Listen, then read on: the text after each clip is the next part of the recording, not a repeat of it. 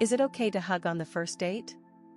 The question of whether it's okay to hug on the first date sparks differing opinions and emotions, as it involves cultural expectations, personal comfort, and individual values. In a world where people meet through various avenues, whether through friends, online apps, or random encounters, physical affection on the first meeting can set the tone for the connection. Hugging, being a relatively casual form of touch, can convey warmth and comfort, but it can also create ambiguity, especially when both individuals have different comfort levels regarding physical contact. The case for hugging on the first date. Some people argue that a hug is a perfectly acceptable gesture on a first date, as it can serve as a warm greeting or a friendly farewell.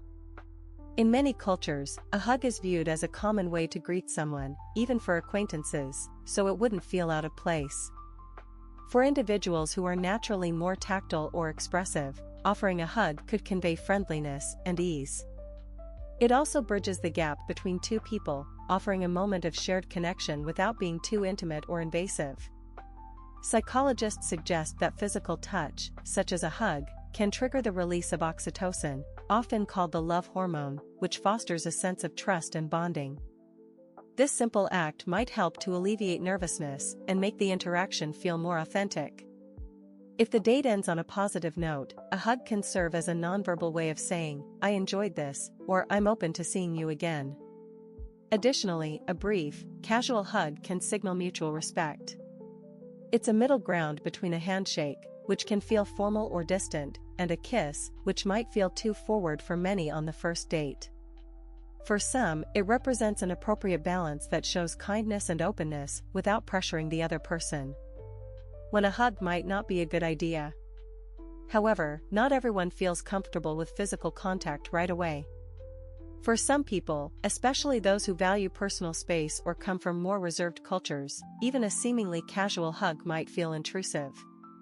It's important to recognize that physical boundaries vary greatly from person to person, and assuming that a hug is universally acceptable could be a misstep.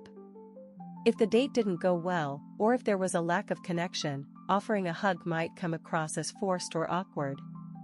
In such cases, even a simple hug could feel like an obligation rather than a natural expression of affection. This highlights the importance of reading body language and being attentive to cues that indicate how the other person feels. If the other person leans away, crosses their arms, or seems uncomfortable throughout the date, initiating physical contact might make them feel pressured. Another consideration is the potential for mixed signals. For some people, a hug can be interpreted as a romantic or intimate gesture, especially at the end of a date. While one person may view the hug as friendly and lighthearted, the other may interpret it as a sign of romantic interest, which can lead to confusion about intentions. Managing expectations is important, and a conversation about personal boundaries might prevent misunderstandings. Alternatives and compromise. The decision of whether to hug on the first date doesn't have to be black and white. There are alternatives that offer both warmth and respect for boundaries. A friendly smile, a high five, or even a light handshake can signal good intentions without crossing into more personal territory. For some, a verbal expression like "it was great meeting you" can be just as meaningful as physical touch. If you're unsure about whether to hug or not, you can always ask. Something simple like "are you a hugger?" gives the other person the opportunity to express their preference. This shows respect for boundaries and can also lighten the mood. Ultimately, the most important thing is mutual comfort and clear communication. Both individuals on the date should feel at ease and respected in their preferences. Paying attention to each other's body language and energy will help determine what feels right.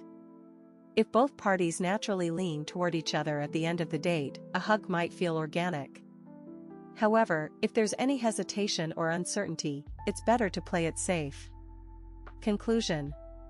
Whether or not it's okay to hug on the first date depends on many factors, including personal comfort levels, cultural expectations, and the vibe of the date itself. There's no universal rule for physical contact on a first date, and it ultimately comes down to what both people are comfortable with. A hug can be a sweet, friendly way to connect, but it's essential to be mindful of the other person's boundaries and signals. By paying attention to body language and asking for consent when necessary, you can ensure that any gesture, whether it's a hug or a smile, feels natural and appropriate for both parties.